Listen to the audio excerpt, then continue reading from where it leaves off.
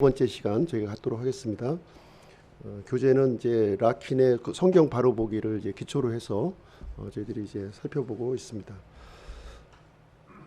오늘은 그리스도인의 위치와 상태에 대해서, 그리스도인의 위치는 어떠하며 상태는 어떠한가, 이제 그 부분을 함께 보시도록 하겠습니다.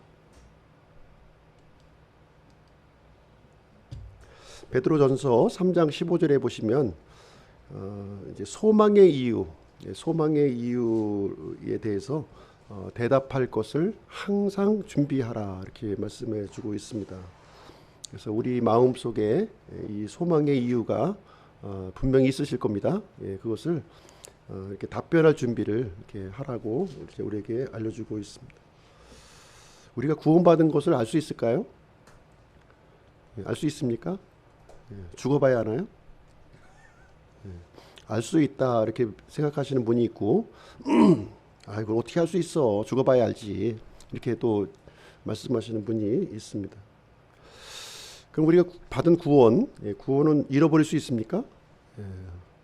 뭐 잃어버린다 이렇게 생각하시는 분도 있고, 또 잃어버리지 않는다 이렇게 생각하시는 분도 있으실 겁니다. 그러면 이제 구원은 어떻게 받을까요? 구원은 어떻게 받냐? 믿는 부모에게서 태어나면 구원을 받는다. 혈통으로 이제 얻는다는 거죠. 교회의 회원에 가입하면 구원을 받는다. 또 교회의 의식인 침례나 주의 만찬을 이제 순종하면 구원을 받는다, 이렇게 주장하시는 분도 있죠. 또 이제 죄 사함을 깨달으면 구원받는다. 굉장히 독특한 용어를 사용해서 순간적으로 헷갈리게 이렇게 또 했었는데요. 깨달아야지 구원받는다는 거죠. 깨달아야지. 마치 이제 불교에서 이렇게 그 어떤 내용을 이제 깨닫는 것처럼, 득도하는 것처럼, 도를 이제 깨닫는 것처럼 구원을 이제 받는다, 이렇게 주장하시는 분도 있고요. 끝까지 견디면 구원을 받는다. 끝까지. 우리는 참 예단할 수 없기 때문에 마지막까지 우리가 견뎌야 된다, 이렇게 주장하시는 분도 있고요. 성경에 있는 말씀이죠. 이것도 구원은 이루어가는 것이다. 구원은 받는 게 아니라 이루어가는 것이다, 이렇게 하는 것이 있고요. 그리고 이제 믿음으로 구원받지만 또 행함이 뒷받침되어야 된다. 믿음 플러스 행위, 이렇게 주장하시는 분들이 이제 있습니다. 세 부류의 그리스도인들이 있죠. 세 부류. 구원을 이제 받았고 그 사실을 이제 알고 있는 사람이 있고요. 구원을 받았지만 그 사실을 확신하지 못하는 사람들이 있습니다. 그리고 구원을 받지 못했는데 구원을 받았다고 이렇게 또 생각하시는 분이 있습니다. 성경은 분명하게 우리에게 이제 가르쳐주고 있는데요. 고린도후서 13장 5절에 보시면 너희가 믿음 안에 있는지 너희 자신을 살펴보고 너희 자신을 검증하라. 예수 그리스도께서 너희 안에 계시는 줄을 너희가 스스로 알지 못하느냐? 알지 못한다면 너희는 버림받은 자들이니라. 분명하게 성경은 우리에게 알려주고 있습니다. 믿음 안에 있는지 우리를 검증해 보라는 거죠. 검증. 그래서 예수 그리스도가 우리 안에 있는 사람은 구원받은 사람이고, 예수 그리스도가 없는 사람은 버림받은 사람이다, 분명하게 우리에게 가르쳐주고 있습니다. 그래서 우리 구원받은 사람에게는 예수 그리스도께서 내주하고 계시는 거죠. 근데 예수님 어디 계십니까? 지금 마음에 계세요? 분명히 하나님의 왕좌 우편에 앉아 계시잖아요. 근데 어떻게 내 마음에 계십니까? 예? 가능해요? 예. 그러면 하나님 왕좌에도 계시고 제 마음에도 있고 그렇습니까? 예. 어떻게 이렇게 생각하세요? 성경에 근거가 있습니까? 예. 성경에 근거가 있죠. 예.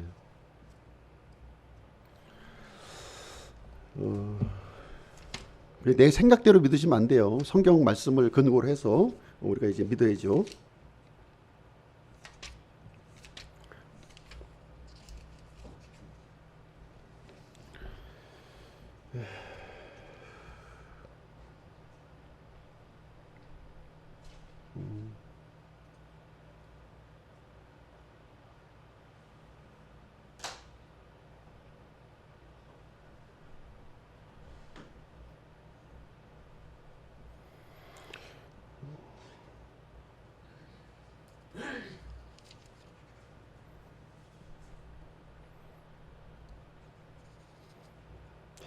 예수님은 그 하늘에도 계시고 이 땅에도 계시는 분이에요. 예, 하늘에 왜 그러냐면 제가 이제 그거를 좀 당장 찾기가 요한복음 1장 한번 보실게요.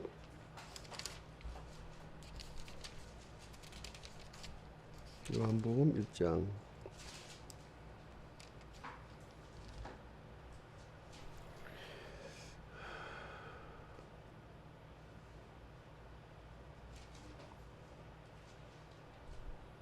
요한복음 1장.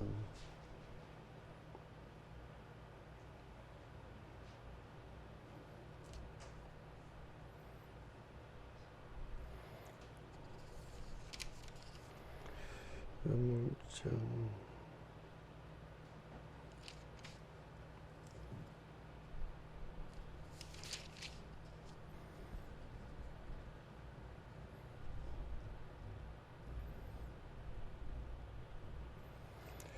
그 말씀 찾지를 못하겠는데 이건 이제 다음에 좀 말씀드리겠습니다.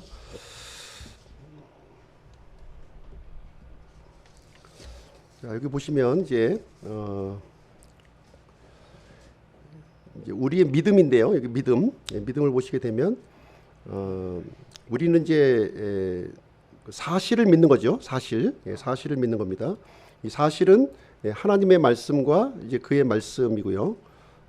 믿음이라고 하는 것은 하나님의 말씀과 하나님에 대해서 신실하게 반응하여 개별적으로 내가 소유하는 것입니다. 개별적으로 내가 소유하는 것이죠. 그리고 이제 이 감정은 믿음과 순종의 결과로 우리에게 이제 얻어지는 것이 이제 되겠습니다. 그래서 이 순서를 우리가 좀 기억할 필요가 있는 것이죠. 그래서 사실이라고 하는 이제 기관차가 있고요. 그 다음에 믿음이라고 하는 객차, 그리고 감정이라고 하는 객차가 뒤를 이어서 이제 따라오게 되는 것입니다. 그래서 이 감정이 이제 앞으로 나가서는 안 되는 거죠. 감정을 우리가 이제 그 먼저 앞세워서 우리가 이제 받아들여서는 안 된다는 거예요. 그래서 사실을 근거로 해서 믿음을 갖고 또 믿음의 결과로 우리가 이제 감정이 이제 우리에게 얻어지는 것이 이제 되겠습니다. 그래서 이제 우리가 이제 하나님 앞에 이제 가는데요. 하나님 앞에 가는데 일반 종교는 사람의 노력으로 그 하나님 앞으로 이제 가는 것을 말합니다. 사람의 노력으로, 사람의 행위, 사람의 어떤 구제, 선행 이런 것을 통해서 이 거룩하신 하나님 앞으로 이제 가는 노력이 바로 이제 종교가 되겠고요. 성경은 사람의 어떤 노력이나 행위를 통해서는 이 거룩하신 하나님 앞에 도달할 수 없다 이렇게 말씀해주고 있고요. 반면에 복음은 거룩하신 하나님께서 이 죄에 빠진 사람에게 이렇게 찾아오시는 것을 말합니다. 찾아오시는 거죠. 그 일은 사람의 힘으로 할 수 있는 부분이 아니기 때문에 우리를 대신해서 해주신 분이 있는 거죠. 그분이 바로 예수 그리스도신 거예요. 완전한 사람이시며 완전한 그 하나님으로 오신 예수 그리스도께서 이렇게 하나님께로 나아갈 수 있는 길을 우리에게 마련해 주시게 된 것입니다. 그래서 이 세상에는 두 종류의 사람이 있습니다. 내가 주인인 사람이 있고요. 내가 주인인 사람이 있고 예수 그리스도께서 주인인 사람이 이렇게 존재하고 있는 것입니다. 그래서 내가 주인인 사람은 이제 어떤 사람이냐? 이제 하나님을 받아들이지 않는 사람들이죠. 이 사람들은. 그래서 이분들은 예수 그리스도에 대해서 무관심합니다. 그리고 예수 그리스도에 대해서 이유 없이 싫어하는 거예요. 이유 없이. 예. 그래서 이분들의 그 삶을 보시게 되면 자신이 중심으로 해서 이제 모든 세상을 끌고 나가다 보니까 어떤 절대적인 기준이 없는 거죠. 그래서 무질서와 혼란을 이렇게 야기하게 됩니다. 반면에 예수 그리스도께서 주인인 사람, 그러니까 이제 그 하나님을 믿는 사람이 되겠죠. 하나님을 믿는 사람들은 이분은 이제 주인으로 모셨기 때문에 주인 대신 예수님을 어떻게 해요? 사랑하고 신뢰하는 거죠. 주인의 자리에 이제 예수님이 계신 것이고요. 그래서 그 삶을 보시게 되면 그림처럼 이렇게 그 질서가 이렇게 잡혀 있는 것을 볼 수가 있습니다. 그래서 나는 이제 하나님의 이런 계획과 뜻에 일치된 삶을 우리가 이제 살아가고 있는 것이죠. 이 모습이 이제 성경에서 저희들에게 알려주시는 그런 내용이 이제 되겠습니다. 그래서 이 부분이 이제 어떻게 해서 이제 가능해지냐면요. 요한복음 5장 24절, 25절 통해서 이제 우리에게 가르쳐주고 있는데 예수님을 통해서 이제 이 근본적인 문제가 이제 해결이 된다는 것을 우리에게 말씀해주고 있습니다. 요한복음 5장 24절, 25절인데요. 우리가 같이 이제 암송까지도 하는 말씀이죠. 같이 한번 읽어보겠습니다. 시작. 진실로 진실로 내가 너희에게 이르노니 내 말을 듣고 또 나를 보내신 분을 믿는 자는 영존하는 생명이 있고 정죄에 이르지 아니할 것이며 사망에서 생명으로 옮겨졌느니라. 진실로 진실로 내가 너희에게 이르노니 죽은 자들이 하나님의 아들의 음성을 들을 때가 오고 있는데 바로 지금이라. 듣는 자들은 살리라.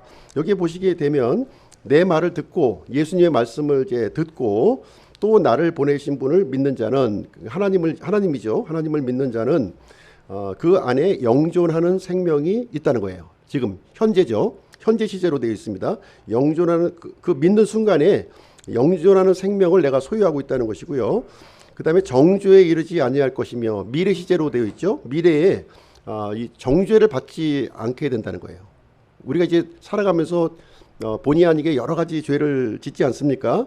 근데 그 죄를 묻지 않으시겠다는 거죠. 예. 그 다음에 세 번째, 사망에서 생명으로 옮겨졌느니라. 이건 과거형으로 되어 있어요. 과거형으로. 우리가 사망에서 생명으로 이렇게 이미 옮겨졌다. 이렇게 얘기를 해주고 있습니다. 그래서 죽은 자들이 하나님의 아들의 음성을 들을 때가 오고 있다는 것이죠. 죽은 자들이. 여기서 죽은 자들은 어떤 사람들을 얘기합니까? 죽은 자들. 무덤에 있는 사람들이 듣나요? 무덤에 있는 사람들이 예수님의 음성을 듣나요? 예. 이 죽은 자들이라고 하는 것은 실제로 육체로 이렇게 죽어 있는 사람들을 얘기하고 있는 것이 아니라 하나님과 분리되어 있는 사람을 얘기하고 있는 거예요. 하나님의 생명과 분리되어 있는 사람이에요. 그렇죠? 그러니까 하나님의 생명과 분리되어 있는 사람이 누구의 음성을 들어요? 예수님의 음성을 듣는다는 거예요. 예수님의 음성을 들을 때가 오는데 바로 이제 지금이라는 거예요. 지금 예수님의 말씀을 내가 어떻게 받아들이느냐에 따라서 우리의 영원한 그 운명이 바뀌어진다는 거죠. 바뀌어지는 것입니다. 그래서 그 예수님의 말을 듣는 자들은 이제 이 하나님의 생명을 얻게 될 것이다. 이 얘기를 우리에게 알려주고 있습니다. 참 이해가 안 가죠? 이해가셔야 돼요. 오고 있습니까? 어떤 사람은 이해가 간다 그러고 어떤 사람은 이해가 온다고 그러고 다가오는 해가 있고 가는 해가 있고. 예수 그리스도를 믿는 자, 예수 그리스도를 믿는 사람은 과연 어떤 사람들이냐? 예수님의 성품과 사역을 신뢰하는 사람입니다. 예수님의 성품과 사역을 신뢰하는 사람이다. 예수님은 그럼 어떤 분이신가요? 예수님은 영화로운 하나님이십니다. 근데 그분께서 사람의 몸으로 이 땅에 오셨고요. 목적이 있었죠. 목적은 사람의 죄를 대속하기 위해서 이 땅에 오셨습니다. 그래서 그것을 십자가에서 다 이루어 주셨고요. 죽음에서 부활하시고 하늘로 승천하셨습니다. 이제 다시 오실 겁니다. 다시 오실 것입니다. 지금은 이제 믿는 자들을 부르는 그런 시간인 것이죠. 그 기회의 시간을 우리에게 허락해 주고 있습니다. 그리고 예수 그리스도를 믿는 자라고 하는 것은 예수님께서 하신 그 약속의 말씀, 고린도 지금 요한복음 5장 24, 25절 읽었잖아요. 그 약속의 말씀이에요. 약속의 말씀입니다. 그것을 신실하게 이루시겠다는 거예요. 그 이루신다는 말씀을 개별적으로 받아들인 사람이다. 우리가 이제 예수님을 인격적으로 믿는다 이런 얘기 하잖아요. 인격적으로 어떻게 믿나요, 우리가? 우리 과거에 이제 인격적으로 예수님을 만나야 된다고 막 이제 저도 이제 선교단체에 있을 때 그 얘기를 이제 많이 했는데, 도대체 예수님을 인격적으로 만나는 게 뭘까? 막 이렇게 막 붙들고 막 이렇게 막 소리 지르고 해야지 만나는 것일까? 예. 그래서 막 산에 가서 막 기도도 하고 제발 좀 나 좀 만나게 해주세요 하면서 그래서 어떤 특별한 어떤 이제 체험을 하고 나서 나 예수님을 만났다고 이렇게 주장하시는 분들이 이제 있죠. 진짜 만났는지 안 만났는지 모르겠지만 어쨌든 이제 그것이 인격적인 만남이다 이렇게 주장하시는 분들이 있는데, 인격적으로 만난다는 것은 어려운 얘기가 아니에요. 어려운 얘기가 아니라 개인적으로 만난다는 겁니다. 개인적으로. 예수님이 이제 역사적으로 오셨잖아요. 그 역사적인 오신 예수님을 내가 개별적으로 만나는 게 인격적으로 만나는 겁니다. 예, 인격이라고 하는 거는 그 사람의 그 존재를 얘기하고 있는 것이니까 개별적으로 받아들인다는 거죠. 예수님을 믿는다고 하는 것은 내가 예수님을 그리스도로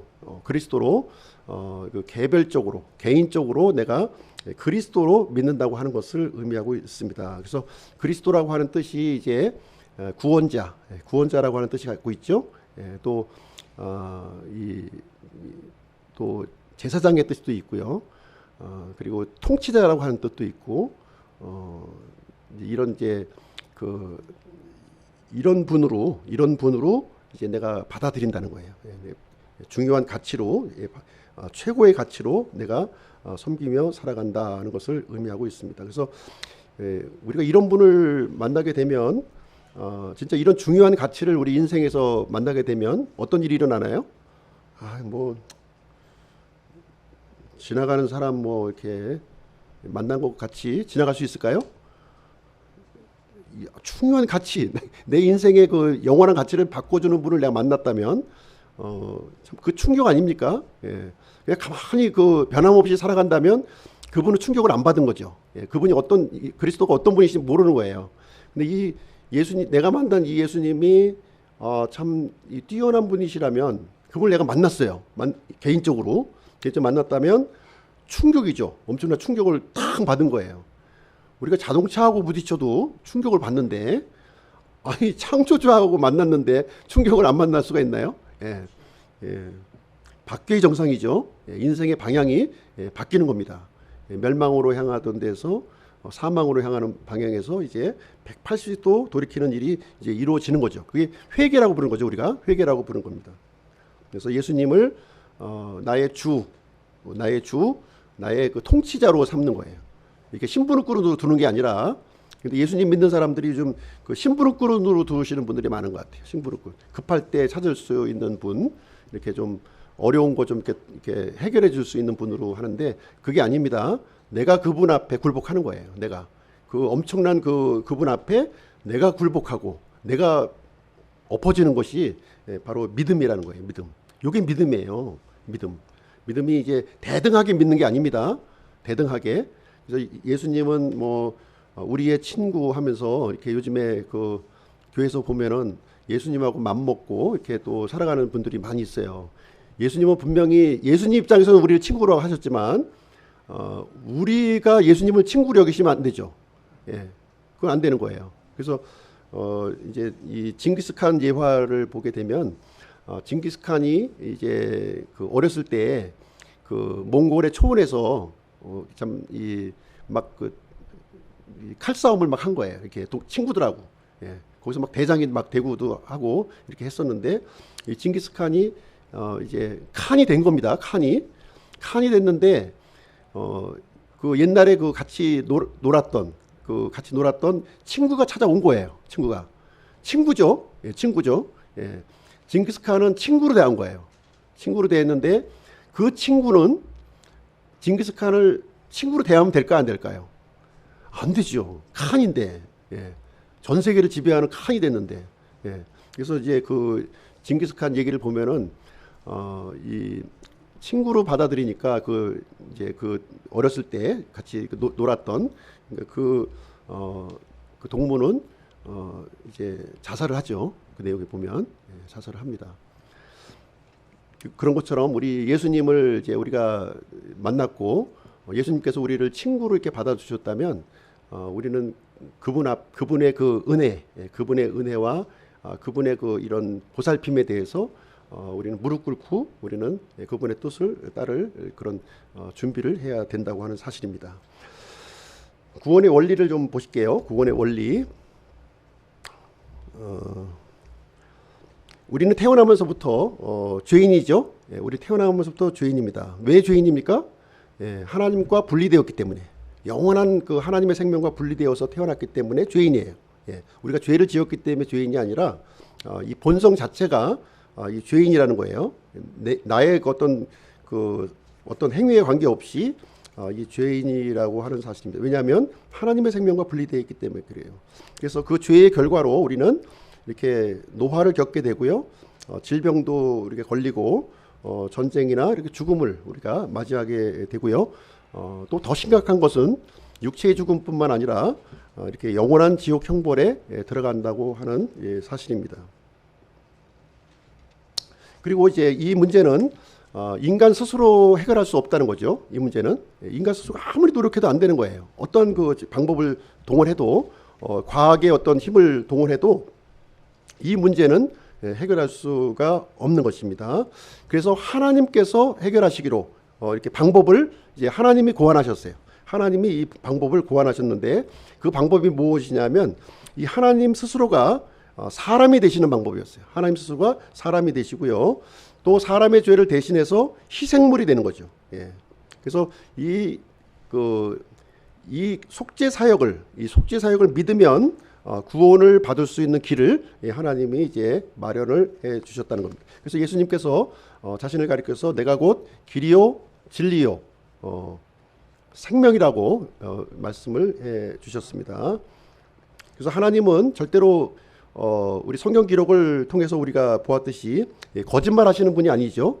신실하신 분이라고 우리에게 말씀을 드렸어요. 오직 하나님만이 인생의 문제를 해결할 수가 있는 것이고요, 우리에게 구원을 주실 수 있다고 하는 사실입니다. 그래서 이 죄의 희생물이 되신 예수 그리스도를 통해서 영원한 생명을 우리에게 약속을 해주셨다는 거예요. 영원한 생명을.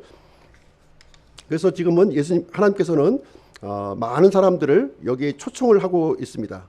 이미 심판은 예고가 되어 있고요. 이미 심판은 예고가 되어 있고 이 심판, 하나님의 예고된 이 심판에서 벗어나기 위해서는 하나님께서 마련해 주신 주 예수님께 나아가야 된다 하는 것이 구원의 원리가 되겠습니다. 이것을 받아들일 수도 있고요, 받아들이지 않을 수도 있는 거예요. 그건 각자의 몫인데요, 그 결과는 이제 본인이 책임을 지셔야 되겠죠. 자, 로마서 8장 10장 8절부터 10절 한번 보시겠습니다. 그러나 그것이 무엇라고 말하느냐? 말씀이 내게 가까이 있어 내 입에 있고 내 마음에 있느니라 하나니 그것은 우리가 선포하는 믿음의 말씀이라. 내가 만일 내 입으로 주 예수님을 시인하고 하나님께서 그분을 죽은 자들로부터 일으키신 것을 내 마음속으로 믿으면 구원을 받으리니 사람이 마음으로 믿어 의에 이르고 입으로 시인하여 구원에 이르느니라. 자, 여기 보시게 되면 우리가 이제 구원은 어떻게 받느냐 하는 거죠. 구원은 어떻게 받냐면 이제 믿음의 말씀을 통해서 온다는 거예요. 믿음의 말씀, 선포하는 믿음의 말씀. 이제 여기서는 사도 바울이 선포하는 믿음의 말씀이죠. 이 선포하는 믿음의 말씀을 어떻게 우리가 받아들이느냐에 따라서 구원을 받을 수도 있고 구원을 받지 못할 수도 있다는 거예요. 그렇죠? 어떻게 해야 됩니까? 마음으로 믿어야 된다네. 마음으로. 지식으로 아는 것은 불가능해요. 오전에도 말씀드렸지만 예수님에 대한 지식이 아무리 뛰어나도 그 지식이 우리를 구원해 주는 게 아닙니다. 우리가 마음으로 믿어야 된다는, 마음으로. 이 믿음의 말씀이 어디까지 내려와야 되는 거예요? 이 마음으로 내려와야 되는, 우리 마음 속에 심겨져야 되는 겁니다. 마음 속으로 심겨져야 돼. 그리고 입으로 시인함을 통해서 우리가 구원을 받게 된다. 이렇게 우리에게 가르쳐주고 있습니다. 그럼 우리 이제 그리스도인의 오늘 이제 함께 보실 말씀이 내용이 그리스도인의 위치와 그 그리스도인의 상태입니다. 먼저 이제 그리스도인의 위치에 대해서 보겠습니다. 우리가 구원받은 사람들의 위치가 어떠한 위치에 있는가 하는 것을 보겠습니다. 요한복음 1장 12절 같이 한번 읽어보실게요. 시작. 그분을 받아들인 자들 곧 그분의 이름을 믿는 자들에게는 다 하나님의 아들이 되는 권능을 그분께서 주셨으니, 여기 보시게 되면 그분이라고 하는 것은 이제 예수 그리스도시죠. 예수 그리스도를 받아들인 자들, 그리고 또 설명을 해주죠. 이 받아들인 내용이 뭐냐, 그분의 이름을 믿는 자들이라는 거예요. 믿는다는 것과 받아들이는 것이 같은 말이구나 하는 것을 여기서 말해주는 거예요. 예수 그리스도를 내가 받아들이는 것, 예수 그리스도의 이름을 믿는 것, 이거 같은 말이에요. 같은 말인데요. 그 사람들에게는 어떤 결과를 주신다고요? 하나님의 아들이 되는 권능을 이제 주신다는 거죠. 누가 주셔요? 예수님께서 주신다. 예수님이 하시는 말씀이잖아요. 예수님께서 주신다고 이렇게 약속을 해 주셨습니다. 이 약속의 말씀 믿으십니까? 예. 믿는 자에게 이제 이것이 주어지는 거예요. 그래서 그리스도인의 그 위치는 첫 번째로 하나님의 아들이 된다는 거예요. 하나님의 아들, 하나님의 아들이 된다는 겁니다. 그래서 예수님을 개인의 구원자로 믿을 때 하나님의 아들이 된다는 거예요. 내 개인의 구원자로 이렇게 받아들일 때 이제 하나님의 아들의 신분으로 이제 된다는 것입니다. 죄로 향하던 우리의 그 마음이 180도 돌이켜서 믿음을 이제 고백하는 거죠. 그리고 예수 그리스도를 유일한 구원자로 받아들이는 거예요. 여러 가지 중에 이제 하나를 선택하는 게 아니에요. 유일한 구원자로 우리가 받아들일 때 하나님의 아들이 되는 그 권능, 이 파워, 그 이제 헬라어로는 이제 다이나마이트죠. 디나미스, 다이나마이트, 능력을 주신다는 거예요. 그래서 이 구원이라고 이제 우리 구원받는다 하는 것은 우리가 이제 하나님의 영으로 다시 태어나는 걸 얘기하는 거예요. 하나님의 영으로 다시 태어난, 이제 분리되어 있었잖아요. 우리가 이제 우리 사람의 영이 이 하나님의 그 생명과 분리되어 있었어요. 우리가 믿기 전에는. 그러나 우리가 구원받았을 때는 하나님의 영과 내 영이 이제 하나님의 생명이 들어온 거예요. 이렇게 하나가 된 거죠. 하나가 되었어요. 그래서 이것이 이제 영으로 태어나는 것이다. 이렇게 성경에서 표현을 해주고 있는 것입니다. 그래서 이 깨닫는 거하고 믿음은 다른 거예요. 깨닫는 거는 뭐로 깨닫습니까? 머리로 깨닫는 거잖아요. 머리로 아무리 깨달으셔도 안 돼. 마음으로 내려오셔야 된다. 마음에서 이루어지는 것이 믿음입니다. 믿음의 영역이 머리에 있는 것이, 물론 머리를 통해서 들어오지만 이 마음까지 내려오셔야 되는 거예요. 마음까지 내려오셔서 마음이 변화가 되는 것을 얘기하는 것입니다. 하나님의 생명이 들어오는 거예요. 이 안에 하나님의 생명이 들어오는 것입니다. 그래서 내가 어떻게 뭐 이렇게 열심히 이렇게 득도해서 받는 것이 아니라 하나님께서 허락하시는 거라는 거예요. 하나님께 허락해서 우리가 구원받는 거지, 내가 열심히 한번 내가 믿어보고 뭐 노력하고 이래서 받는 것이 아니라는 거예요. 하나님이 허락해서 주시는 것이 이제 우리의 그 위치인 것을 우리가 좀 이해할 필요가 있겠습니다. 두 번째로 우리 그리스도인의 위치를 보시게 되면, 우리가 하나님의 아들이라고 말씀드렸죠. 두 번째 위치는 상속자예요. 상속자. 우리가 상속자가 되었다는 거죠. 상속자. 로마서 8장 17절 같이 한번 읽어보실게요. 시작. 자녀이면 또한 상속자 곧 하나님의 상속자요 그리스도와 함께하는 공동 상속자인데, 우리가 그분과 함께 영광을 받기 위해 고난도 함께 당하면 그러하니라. 여기 보시면 자녀이면 상속자입니까? 아니에요. 아닐 수 있어요. 자녀이면서 상속자가 아닐 수 있어요. 상속자는 대단히 특별한 지위입니다. 하나님께서 주시는 이 상속자는 굉장히 그 특별한 지위예요. 자녀라고 해서 다 상속받는 거 아니에요. 상속 못 받는 사람도 있어요. 그 아버지의 권한입니다. 상속하는 거는 너 빼고 줄게 할 수도 있어요. 빼고 줄게. 물론 자녀가 아니라는 건 아니에요. 자녀긴 자녀인데 상속물이 이제 아버지가 더 줄 수도 있고요, 덜 줄 수도 있는 거예요. 근데 여기 그리스도인의 위치를 보면 상속자로 우리를 삼아 주신다는 거예요. 상속자를 삼아 주시겠다 이렇게 말씀해 주고 있습니다. 그래서 이 상속자가 된다고 하는 것은 보호를 받아요. 상속자가 되는 순간부터 보호를 받습니다. 만약에 이제 우리 사람의 경우도 그렇다는 거예요. 사람의 경우도 만약에 상속자제로 이렇게 선정이 되잖아요. 되면 그 순간부터 상속자로 내가 이렇게 그 지명하는 순간부터 그 지위가 남달라지는 거예요. 지위가 남달라지기 때문에 이렇게 그 보호를 받습니다. 보호를. 마찬가지입니다. 하나님께서 우리를 구원받은 사람들을 하나님의 아들로 삼아주시고 뿐만 아니라 상속자로 삼아주셨어요. 상속자로 삼아주셨다는 것은 나중에 상속만 준다는 것이 아니라 지금 이 순간부터 보호 조치가 들어간다는 거예요. 보호 조치. 엄청나죠. 예, 우리가 이 구원받은 그리스도인들은 하나님의 아들뿐만 아니라 상속자의 그 위치가 되어 있기 때문에 그 순간부터 보호가 들어가는 거예요. 예, 그 하늘의 천사들이 우리를 이제 보호해 주는 거죠. 예, 보호를 해 주고 있습니다. 이 상속자에 대해서는 이제 공격이 많은 거예요. 공격을 합니다. 주변에서 공격을 하죠. 그 공격에 대해서 이제 하나님께서 능력의 손으로 보호를 해주신다는 겁니다. 그래서 요한복음 10장 28절 29절에 보시면 아무도 아버지의 손에서 빼앗을 적 없다는 거예요. 아버지의 이 손, 강력한 손으로 이제 붙들어 주시고 있는 거예요. 우리는 놓을 수 있어요. 아버지의 손을 이제 살아가다 보면 힘들고 어려울 때는 내가 아버지의 손을 놓을 수 있어요. 그렇죠? 아버지를 잡았던 손을 난 놓을 수 있어요. 아유, 참 이게 낭망할 때가 있다는 얘기지. 그러나 아버지께서 나를 잡으셨던 이 손은 절대로 놓지 않으신다는 거죠. 이 손은 모든 것보다 강한 힘으로 우리를 붙들고 있고요. 다시 붙잡도록 우리를 이제 격려를 해 주시게 되는 것입니다. 그래서 우리 구원받은 그리스도인들은 이렇게 하나님의 생명이 우리 안에 감추어져 있는 거예요. 이 가치를 우리는 알아야 되는 거죠. 이 가치. 그래서 우리 그리스도인들이 받은 이 상속의 지위는 잃어버리지 않는다는 겁니다. 잃어버리지 않는다는 거예요. 그래서 우리가 이 예수 그리스도와 함께 공동 통치자가 될 것을 이제 말씀해주고 있고요, 성경에서.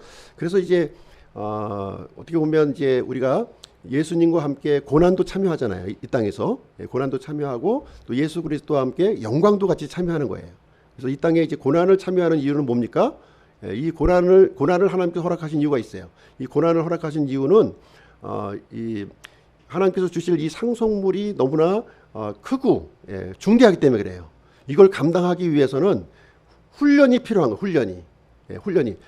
아무리 좋은 물건이라도요, 아무리 뛰어난 물건이라도 그냥 주면 그냥 생긴 줄 아는 거예요. 그 가치를 몰라. 그죠? 그런데 이 가치가 너무나 뛰어난 것을 이렇게 참 이 감당할 수 있는 그 역량을 이렇게 심어주는 거죠. 심어주게 되면 그것을 이제 받았을 때 귀하게 하나님의 뜻대로 사용할 수가 있게 되는 거예요. 그렇지 않고 그냥 주어지잖아요. 그냥 주어지면 자기 뜻대로 사용하는 거죠. 자기 뜻대로. 그래서 이 상속자의 이 주인은 굉장히 특권인 동시에 막중한 책임이 이제 여기에 주어져 있다는 것을 우리가 알아야 되는 겁니다. 그래서 이 그리스도인의 위치가 너무 놀라운 거예요. 이게 그냥 구원받은 게 그냥 나중에 죽은 다음에 내가 천국 가는 것 정도 이렇게 생각한다면 굉장히 오해하고 있는 겁니다. 오해하고 있는 거예요.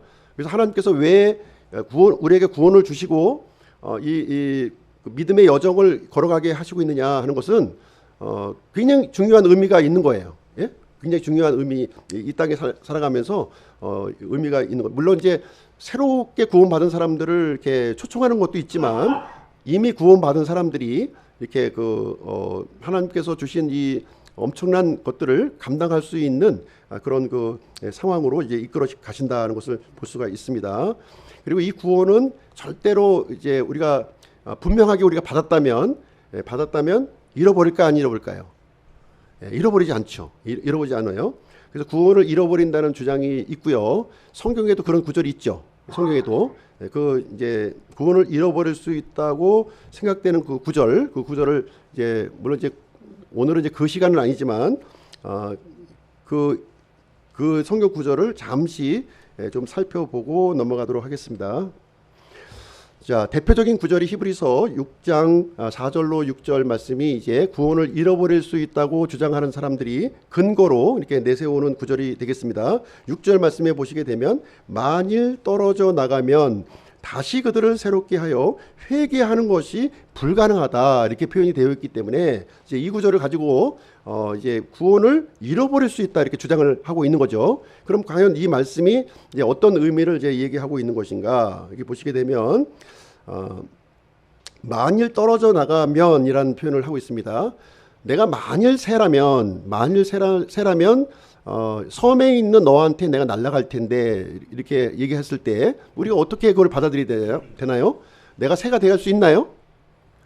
내가 새가 되어서 섬으로 갈 수 있다는 얘기예요? 못 갈 수 있다는 얘기예요? 못 간다는 얘기를 하는 거죠. 난 가고 싶은 마음이 있는데 못 간다는 얘기를 지금 이렇게 표현하고 있는 것이죠. 그래서 이 만일 떨어져 나간다면 하는 말이 무슨 얘기를 하고 있냐면 이 가정법인데요. 미래 가정법을 얘기하고 있는 것인데 강한 부정인 거예요. 그런 강한 부정의 뜻으로 얘기하고 있는 거예요.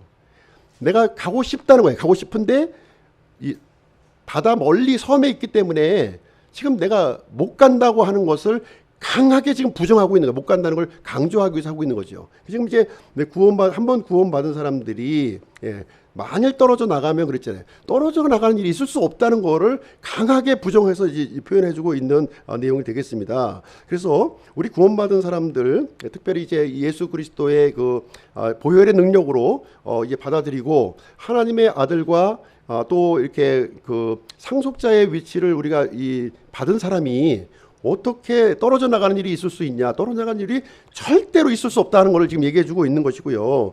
끝부분에 보시게 되면 하나님의 아들을 새로이 십자가에 못 박고 공개적으로 그분을 모욕한다 이렇게 돼 있어요. 공개적으로 모욕할 수가 있다는 얘기 없다는 얘기예요. 할 수 없다는 얘기죠. 네, 그걸 구원받지 못한 사람이 하는 얘기라는 거예요. 이거는 그 얘기를 강력하게 지금 설명해주고 있는 내용이지 구원을 잃어버릴 수 있다는 것을 우리에게 가르쳐주고 있는 성경 구절이 아니다 하는 것을 우리가 좀 살펴볼 필요가 있고요. 그 다음 구절을 또 보시면 히브리서 10장이 이제 또 그런 근거 구절로 제시를 하고 있어요. 여기에 보시면 진리에 관한 지식을 받은 뒤에 고의로 죄를 지으면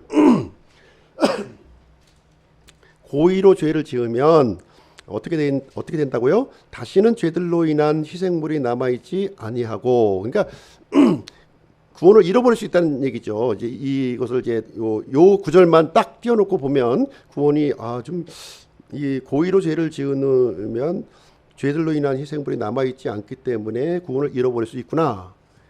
고의로 죄를 지으면 안 된다 이렇게 하는 거죠. 고의로 죄를 지은 적이 있습니까? 그럼 구원 못 받으시네요. 죄송스럽게도 그렇잖아요. 구원 받았어도 고의로 죄 질 수 있어요. 약하기 때문에 우리가 약하기 때문에. 그럼 무슨 얘기하는 거예요 지금 여기서? 그럼 이 말씀이 무슨 얘기를 하는 것이냐? 27절에 보시면 대적들을 삼킬 심판과 불같은 경노에 대하여 두렵게 기다리는 어떤 일만 남아있느니라 이렇게 얘기하고 있는데요. 이것은 무슨 얘기를 하고 있냐면 우리 구원받은 그리스도인들은요 더 이상 정죄는 없어요. 정죄. 하나님께서 죄가 있다 이렇게 정하지는 않으신다는 거예요. 그렇지만 뭐가 있어요? 징계는 있다는 거죠. 하나님은 죄를 싫어하셔요. 우리 구원받은 그리스도인들이 죄 가운데 거하는 거 원치 않으십니다. 그럼에도 불구하고 우리는 죄 가운데 거할 수가 있죠. 하나님을 슬프게 할 수가 있습니다. 그러면 우리가 미래에 죄에 대한 심판은 받지 아니하지만 이 땅에서는 징계를 받는다는 거예요. 이 땅에서는 예수님께서 십자가에서 못 박혀 죽으셨어요. 부활하셨을 때 십자가에 그 박힌 흔적이 있었습니까? 없었습니까? 있었죠. 도마에게 뭐라고 그래요? 내가 이 손에 있는 이 구멍과 옆구리에 있는 이 창자국에 손을 집어넣어보라고 그러잖아요. 그 흔적이 남아있다는 거예요. 하나님께서 우리에게 죄를 짓지 말라고 하는 이유는 뭡니까? 죄의 흔적이 남는다는 거예요. 죄의 슬픔이 남아있는다는 거예요. 그러니까 죄를 짓지 말라는 것이 하나님의 근본의 가르침입니다. 그럼에도 불구하고 죄를 짓게 되면 그 죄에 대한 그 열매를 우리가 거두게 된다는 거예요. 열매를. 예, 그게 열매를 거두기 때문에 죄를 짓지 말라고 지금 얘기를 해주고 있는 것입니다. 그리고 징계는 그리스도인에 대한 징계는 이 땅에서 이루어져요. 이 땅에서 징계의 형태로 우리가 받게 된다는 것입니다. 그래서 심지어 이것이 또 이제 과중할 때는 어떻게 하세요? 하나님께서 육체의 생명을 거두어 가신다는 거두어 가신다. 그럼 하나님은 뭐 그냥 그 죄를 지을 때마다 그 생명을 거두어 가시느냐? 여기 보면 생명을 거두어 가시는 이야기가 있어요. 여기 보면 나답과 아비후 같은 경우도 즉사를 한 거예요. 즉사를 했고요. 그 고라의 자손들도 이제 뭐 땅이 갈라져 가지고 다 땅 속으로 들어가지 않았습니까? 아간 같은 경우 또 아나니아와 삽비라 같은 경우도 그런 일이 이제 있었습니다. 근데 이 방법은 보편적인 방법은 아니시라는 거예요. 하나님께서 지금 이제 나답과 아비후, 아간의 사건, 아나니아와 삽비라의 사건에는 공통적인 특징이 있어요. 공통적인 특징. 무슨 특징이 있느냐? 과도기라는 거예요. 중대한 과도기에는 하나님께서 이런 일을 집행하신 거예요. 그렇죠? 이 나답과 아비후가 이제 그 이상한 불을 이렇게 드렸잖아요. 이제 성막을 지으시고 제사장 제도를 이제 그 위임하시고 그 성막의 그 희생 원본이 진행되는 이 시작이 되는 그 지점에서 하나님께서는 경고의 차원으로 이 일을 하신 거예요. 그렇죠? 예. 그러지 말라고. 그리고 아간의 경우도 마찬가지입니다. 이스라엘 백성들이 가나안을 정복하면서 첫 번째 정복했던 성이 어떤 성이에요? 여리고 성이잖아요. 여리고 성에서 이 아간이 하나님의 말씀을 정면으로 부정했을 때 거기에 대한 그 경고의 표시로 이 심판을 집행하신 것이고요. 아나니아와 삽비라도 마찬가지예요. 오순절 성령님이 임하시고 교회가 지금 이제 성립이 됐잖아요. 하나님의 교회가 이 지상에 세워졌는데 그 시점에서 아나니아와 삽비라가 이렇게 성령님을 속이는 그런 일이 발생되었을 때 교회의 거룩함을 드러내시기 위해서 이 집행을 하신 것이 되겠습니다. 그리고 이제 요한 일서 5장 말씀도 보시게 되면 이제 사망에 이르지 않는 죄가 있고 사망에 이르는 죄가 있다. 이렇게 또 설명을 하고 있잖아요. 그러니까 이렇게 또 성경 말씀에 보니까 사망에 이르는 죄도 있고 사망에 이르는 죄도 있구나. 그러면 사망에 이르는 죄를 지으면 구원을 잃어버리는구나. 이렇게 이제 주장하시는 분들이 생기는 거죠. 이거는 이제 히브리서 10장 말씀하고 이렇게 일맥상통하는 거예요. 지금 사망에 이르는 죄가 뭐예요? 사망에 이르는 죄. 예. 여기서 이 사망이라는 것이 성경에서 볼 때 이제 우리가 이 사망을 이 문맥을 가지고 이렇게 보셔야 되거든요. 성경을. 이 사망이 의미하는 게 뭐냐? 육체의 죽음을 얘기하는 거냐? 구원을 잃어버리는 사망을 얘기하는 거냐? 하는 거를 우리가 이제 이걸 살펴봐야죠. 지금 여기서 보면은 구원을 잃어버리는 문맥으로 이해하는 것은 참 난센스인 거고요. 이제 육체의 죽음으로 이 사망을 접근하는 것이 이 말씀이 이제 매끄러운 거예요. 지금 어떤 믿는 사람이 자꾸 이제 이렇게 죽을 짓을 자꾸 하는 거예요. 죽을 짓. 네? 죽을 짓을 죽을 짓 하면 어떻게 돼요? 예?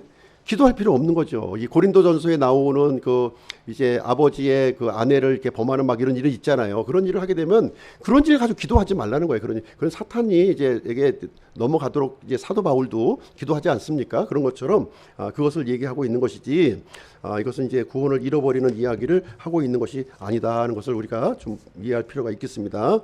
또 한 가지 이제 요즘에 선교단체에서 이제 주장하고 있는 내용이 바로 이제 이 내용인데요. 끝까지 견디는 자가 구원을 받는다는 거예요. 끝까지. 구원은 지금 지금 받는 게 아니라 이게 우리가 끝까지 이렇게 견뎌야 받는 거지. 어떻게 교만하게 구원을 받았다고 말할 수 있느냐 이렇게 주장하는 것이죠. 그래서 이 구절을 가지고 선교단체에서는 이제 이렇게 얘기하고 있죠. 우리가 이제 온 세상에 이렇게 전도를 해서 예수님이 이제 오시도록 해야 된다는 거예요. 예수님이 온 세상에 이렇게 막 전도해서 예수님이 빨리 오시도록 하기 위해서 그래서 어떻게 해야 돼요? 미전도 종족에게 가서 이렇게 복음도 참 좋은 일이죠. 좋은 일이에요. 이게 미전도 종족에게 가서 이렇게 전도하고 또 이렇게 하나님을 믿지 않는 나라에 가서 이렇게 복음 전하고 선교하는 건 좋은 일입니다. 좋은 일이에요. 좋은 일인데 이 구절을 거기다 연관시키면 안 된다는 거예요. 이제 거기에 맞는 말씀을 이렇게 연관시켜야지 무조건 이거를 이제 그 아전인수격으로 이렇게 해석해서는 안 된다는 것이죠. 여기서 끝까지 견디는 자가 누구냐? 끝까지 견디는 자, 바로 그 자는 구원을 받는다 이렇게 있잖아요. 바로 그 자는 구원을 받는다 이렇게 얘기하고 있고, 왕국의 이 복음이 모든 민족들에게 증언으로 온 세상에 선포되리니 그제야 끝이 오리라. 그래서 왕국의 복음이 온 세상에 다 이렇게 평만하게 그 전파해야지 세상의 끝, 예수님의 재림의 시기가 온다 이렇게 주장을 하고 있잖아요. 그렇죠? 예. 근데 이 말씀이 아니라는 거예요. 이 말씀이 얘기할, 지금 이제 마태복음 24장은 이제 어느 시점에 얘기를 해주고 있냐면, 교회가 이제 휴거를 하고요. 휴거를 하고 이 땅에 이제 환란기 때에 지금 이제 사정을 지금 얘기해주고 있는 거예요. 이때 이제 끝까지 견디는 자라고 하는 것은 내 목숨이 다할 때까지, 이걸 얘기하는 게 아니라는 거예요. 이 끝까지 견딘다고 하는 것은 목숨의 끝이 아니라, 내 목숨의 끝이 아니라 이 세상 끝을 얘기하고 있는 거예요. 세상 끝. 그러니까 그 천년왕국이 이제 진입되는 그 세상 끝, 그 시점을 얘기하고 있는 것입니다. 그래서 이 끝까지 견디는 자는 구원을 받는다고 하는 것은 이 7년 환란기 동안에 이렇게 믿음을 지키고 믿음을 끝까지 견딘 사람들이, 살아있는 사람들이 이렇게 천년왕국에 들어간다는 거예요. 이제 들어간다. 그 구원을 얘기하고 있는 것이지, 우리가 얘기하고 있는 지금 혼의 구원을 얘기하고 있는 것이 아니라고 하는 것입니다. 그리고 예수님의 재림의 시기도 마찬가지예요. 우리가 이제 열심히 이렇게 복음 전도해서 예수님이 오시는 게 아니에요. 예수님은 언제 오시냐면 예수님이 정하신 때에 오시는 거예요. 우리가 전도 많이 했다고 해서 오시고, 우리가 전도 늦게 했다고 늦게 오시고, 이런 게 아니라는 거예요. 예. 하나님의 스케줄은 정해져 있는 거예요. 그 정해진 가운데에서 우리가 주어진 이 상황에서 하나님께 어떻게 우리가 충성해야 되느냐, 신실하게 사느냐 하는 것은 우리의 몫은 분명하지만, 우리가 열심히 노력해서 전도하니까 예수님이 일찍 오시고, 우리가 게을르게 전도도 안 하고 하니까 예수님은 늦게 오시고, 이게 아니라는 거예요. 이건 아니다. 예? 이 말씀의 그 문맥의 뜻을 잘 이해하고 받아들여야지, 무조건 이걸 가지고서 구원이라고 하는 거는 당장 받는 게 아니라 끝까지 견뎌야지 받는다고 하는데, 우리가 끝까지 우리가 이 환난을 통과해야만 구원 받는다, 이런 식의 주장이 된다면 성경하고는 전혀 다른 이야기가 지금 되는 것이다 이렇게 보시면 되겠습니다. 요한일서 2장 1절 같이 한번 읽어보실게요. 시작. 내 어린 자녀들아, 내가 이것들을 너희에게 쓰는 것은 너희가 죄를 짓지 않게 하려 함이라. 만일 누가 죄를 지어도 아버지와 함께 계신 변호자가 계시니 곧 의로우신 분 예수 그리스도시니라. 성경을 기록한 목적을 여기서 분명하게 우리에게 알려주고 있습니다. 죄를 짓지 않도록 하기 위해서 이 성경 기록을 우리에게 주셨다고 말씀하고 있는 거예요. 그래서 우리는 구원을 받아서 나는 이제 더 이상 지옥에 가지 않으니까 내 맘대로 살아도 돼, 이렇게 생각하시는 분이 있잖아요. 그 생각은 누구의 생각입니까? 마귀의 생각이에요. 마귀의 생각에 동조하고 있는 거예요. 그거는 아니, 죄를 짓지 말도록 구원을 주셨는데, 죄를 짓는 면허증으로 생각을 하고 있다면 그것이 하나님으로부터 온 생각이 아니잖아요. 이게 그 생각 자체가 잘못된 생각이라는 걸 알고 있어야죠. 그렇죠? 비싼 값을 주고 샀는데, 이거를 그냥 저기 그 흙탕물에 갖다가 막 던져놓고 그러면 안 되잖아요. 비싼 값을 줬으면 이제 거기에 용도에 맞는 그런 위치에 이렇게 두는 것이 이제 합당한 것이죠. 그래서 성경은 우리 구원받은 사람에게 절대 죄 지으라고 가르치지 않아요. 근데 부득이하게 죄를 지을 수는 있죠. 지을 수 있으면 어떻게 해야 돼요? 그 부득이하게 지었을 때에는 거기에 대한 해결책도 우리에게 제시해주고 있는 겁니다. 근본적으로 하나님께서 원하시는 것은 우리가 구원받은 사람들이 거룩한 열매를 맺으라는 거죠. 우리가 구원을 유지하기 위해서 이렇게 막 율법적으로 막 하라는 것이 아니라, 구원받은 사람으로서, 하나님의 아들로서, 상속자로서, 빛의 아들로서 그 걸맞는 삶을 살아가는 거예요. 비싼 값을 준 것만큼 예수 그리스도의 그 보혈의 피값을 주고 우리 사셨잖아요. 그 피값에 걸맞는 우리 삶을 살라고 하는 것이지, 이것을 이제 죄 짓는 용도로 사용해서 안 된다는 것을 이제 말해주고 있습니다. 두 번째는 그리스도인의 상태에 대해서 한번 보실게요. 상태. 우리 위치에 대해서는 좀 이해가 되셨죠? 우리가 갖고 있는 위치. 이제 상태를 한번 보겠습니다. 상태. 그리스도인의 위치는 확실하게 정착되어 있습니다. 이건 그 요지부동이에요. 고정값으로 분명하게 정착이 되어 있습니다. 그럼에도 불구하고 우리 그리스도인의 상태는 가변적이라는 거예요. 우리가 하나님의 아들이고 상속자가 된 것은 분명한 사실인데 현재의 내 모습을 보니까 하나님의 아들이긴커녕 상속자이긴커녕 그냥 아유 이제 내일 뭐 먹을까 참 이 어떤 어려움 속에 있잖아요. 사실 이게 현실 아닙니까? 이게 참 물가는 계속 올라가죠. 아이고 참 물가도 계속 올라가고 봉급은 그냥 또 줄어들고 있고 이게 현실이잖아요. 이게 어떻게 하면 좋을까? 이게 막 현실의 문제는 막 그 하나님의 아들 상속자는 미래의 먼 그 얘기고 지금 현재는 당장 먹고 사는 일이 급한 거예요. 지금 예? 그런 게 있지 않습니까? 수시로 변하는 거예요. 이렇게 마음이 수시로 변한다. 그 이유는 뭐냐면 우리 구원받은 사람에게는 우리 지난 시간에 배웠다시피 두 개의 본성이 있다는 거예요. 예. 우리 구원받은 사람들이 그 옛 본성은 싹 이렇게 하나님이 딜리트 시켜 버리시고 새로운 본성만 채워주신 것이 아니라는 거죠. 우리 구원받은 사람에게는 불행하게도 예전에 믿기 전에 가졌던 그 옛 본성도 가지고 있고 하나님께서 주신 새로운 본성도 갖고 있는데 오히려 옛 본성은 지금 강하고 새 본성은 지금 굉장히 미약한 상태에 있다는 거예요. 그렇죠? 그래서 마음의 갈등이 이렇게 끊임없이 이렇게 일어나는 거죠.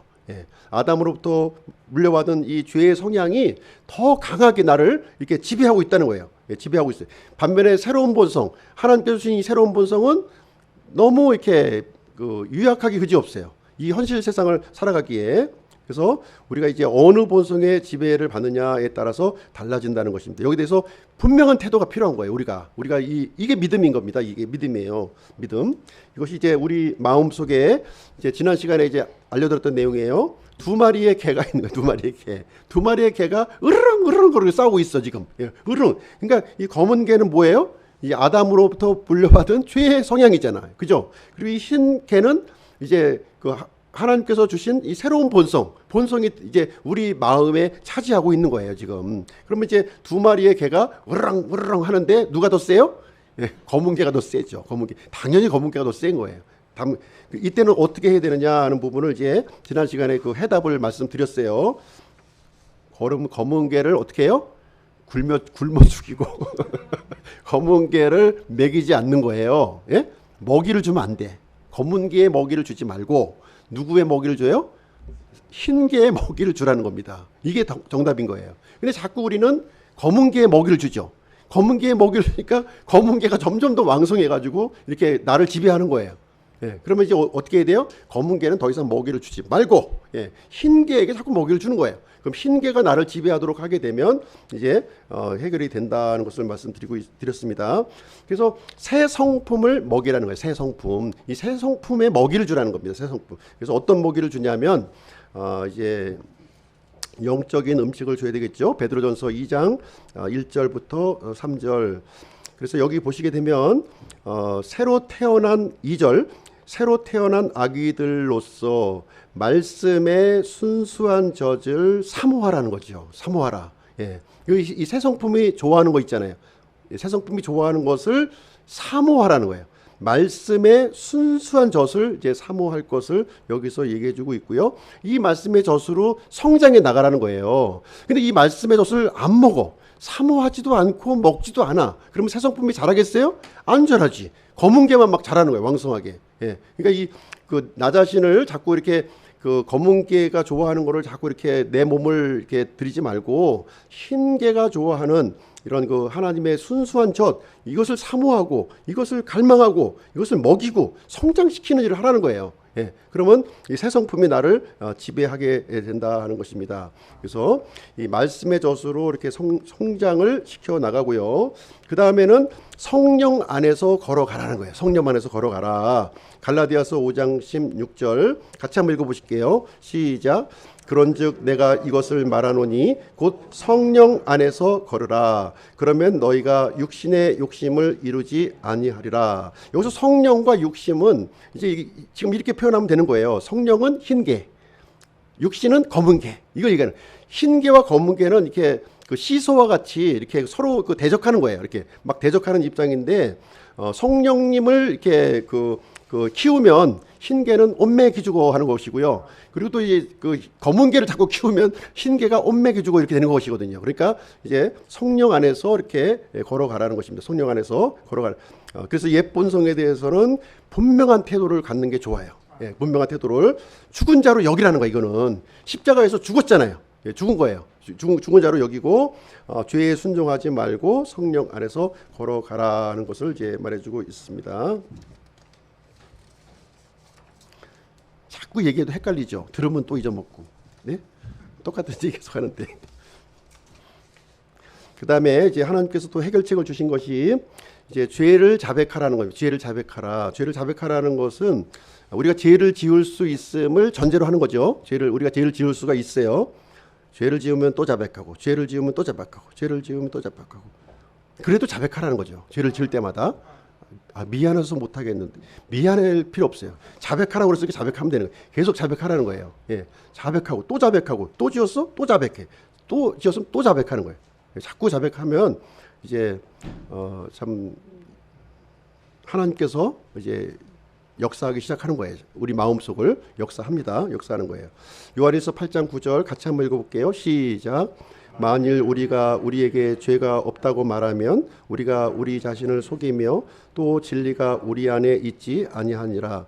만일 우리가 우리 죄들을 자백하면 그분께서는 신실하시고 의로우사 우리의 죄들을 용서하시며 모든 불의에서 우리를 깨끗하게 하시느니라. 여기 보시면 8절 말씀에 보시면 죄가 단수로 되어 있습니까? 복수로 되어 있습니까? 8절에 단수죠. 단수.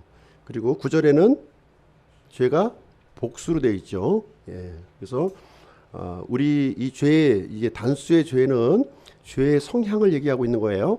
죄의 성향이 있다는 거예요. 우리 구원받은 사람들에게 죄의 성향이 있다는 거예요. 지배를 당할 수 있다는 거죠. 그걸 얘기해주고 있는 것이고 9절에 있는 죄들은 우리가 이제 죄의 열매를 얘기하고 있는 거예요. 거짓말한 거, 또 이제 미워한 거 이런 것들을 얘기하고 있는 거죠. 이런 부분에 대해서 하나님의 말씀에 합당치 않은 그런 일들, 죄의 열매에 대해서는 어떻게 하라고요?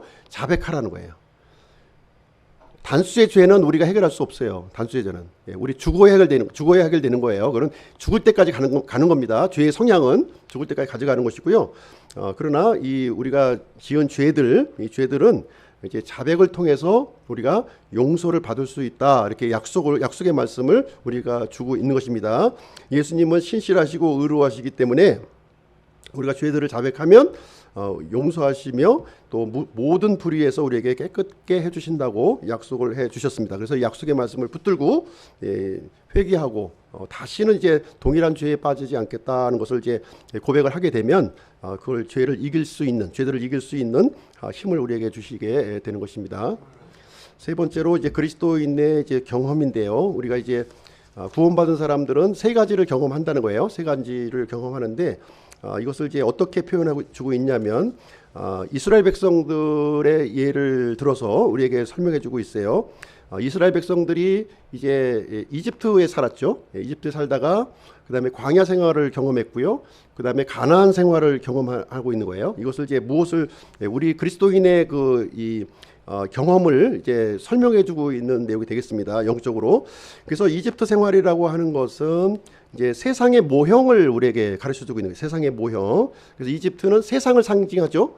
구원받기 전에 우리의 이 믿기 전에 그 삶을 이집트 생활, 이제 이 파라오의 노예로 살아가고 있는 삶을 우리에게 이제 알려주고 있는 것인데요.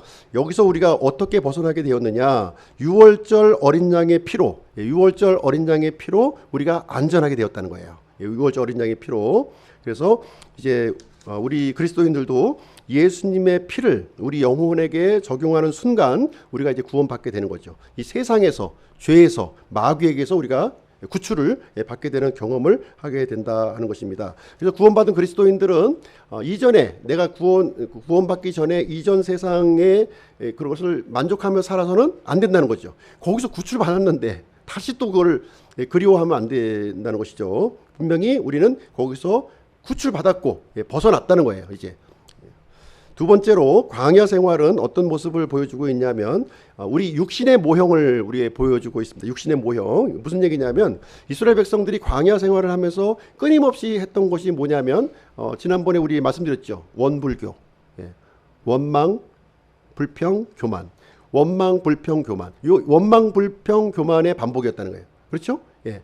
이 반복의 모습을 보여. 그러면서 어떻게 했습니까? 구원받기 이전에 나의 모습을 자꾸 그리워한 거예요. 그때는 부추도 먹었고, 그때는 가마솥 옆에서 고기도 먹었고, 참 그때가 좋았는데, 비록 노예로 살았지만 그때가 좋았는데, 또 그리고 한편으로는 또 뭘 생각해요? 이제 가나안 땅을 또 그리워하는 거죠. 그 약속의 땅에 가면은 또 좋을 텐데, 그런 소망도 있어요. 양쪽이 막 이렇게 이게 광야 생활이라는 게 방황이잖아요. 방황, 예, 방황하는 거예요. 한편으로는 이집트, 한편으로는 가나안 이렇게 해가지고서 왔다 갔다 중간지대에 머물러 있는 건데요. 우리 그리스도인들은 그 중간지대에 머무셔서는 안 된다는 거죠. 분명한 선택을 하셔야 되는 거예요. 분명한. 예, 우리는 어디를 선택해야 됩니까? 가나안을 선택해야죠. 가나안을 선택. 그럼 가나안은 어떤 모형을 가르쳐 주고 있느냐? 가나안의 모형은 마귀의 모형을 보여주고 있다는 것입니다. 마귀의 모형. 가나안은 절대로 천국 모형이 아니에요. 일반적으로 천국 모형으로 이제 얘기를 하고 있는데 이 가나안은 마귀의 모형을 우리에게 가르쳐 주고 있습니다. 그래서 가나안에서는 이스라엘 백성들이 끊임없이 전쟁을 하는 거예요. 여기서 누구와 전쟁합니까? 그 하나님을 믿지 않는 이제 가나안 족속들과 전쟁하죠. 주변 민족들하고 전쟁을 하는 거예요.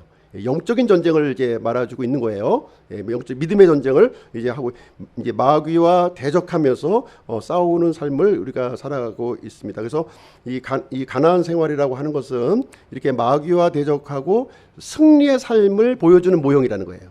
마귀와 대적하는 삶이에요. 대적하는 삶을 우리에게 보여주고 있어요. 그래서 마귀는 우리 구원받은 사람들이 이렇게 이 기쁨 가운데 이게 평안 가운데 살아가는 꼴을 못 보는 거죠. 꼴을 못 봐. 우리가 행복하게 사는 거, 예수님 안에서 이렇게 만족하고 이렇게 막 감사하면서 사는 거 꼴을 못 보는 거예요. 꼴을. 그러니까 어떻게 돼요?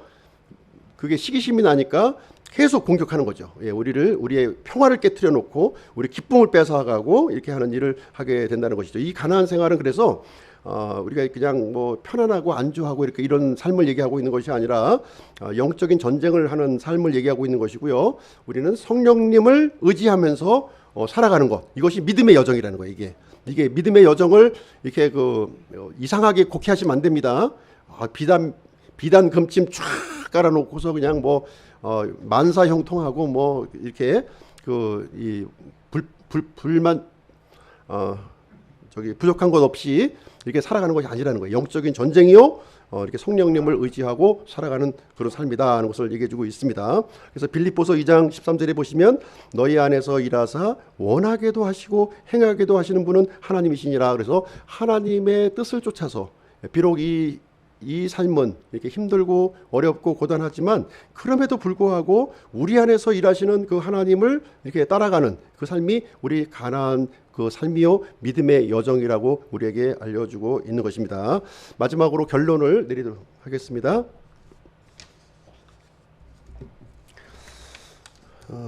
그래서 우리 오늘은 이제 그리스도인의 위치와 상태를 얘기해주고 있는데요. 우리는 하나님과 올바른 관계 속에서 우리가 살아가야 한다는 것이죠. 그래서 로마서 8장 35절에 보시면 우리 그리스도와의 사랑에서 이렇게 떼어놓으려고 많은 그런 위험 요소, 방해물들이 우리 앞에 존재하고 있다 얘기하고 있습니다. 그래서 그럼에도 불구하고 분명한 사실은 뭐냐? 하나님과의 관계는 끊어지지 않는다는 거예요. 우리 위치는 불가역적이라는 거예요. 딱 정착이 되어 있는 거예요. 그럼에도 불구하고 우리의 이 상태는 이렇게 끊어질 수가 있다는 거예요. 우리의 모습이 하나님과의 교제가 끊어질 수 있다는 것을 우리가 얘기해주고 있습니다. 그래서 우리는 회개를 통해서 하나님과의 올바른 관계로 이렇게 나아가도록 그렇게 해야 된다 하는 것입니다. 그래서 우리에게 하나님께서 요구하시는 것은 이 땅의 삶이 이렇게 녹록하진 않아요. 그래서 녹록하지 않다는 것이고요. 그래서 이 하나님과의 올바른 관계를 통해서 승리하는 삶을 살아갈 수 있도록. 그래서 이제 우리 먼저 이제 가신 우리 믿음의 선진들이 구름과 같이 우리 믿음의 경주를 하고 있는 우리 모습들을 지켜보고 있는 것이고요.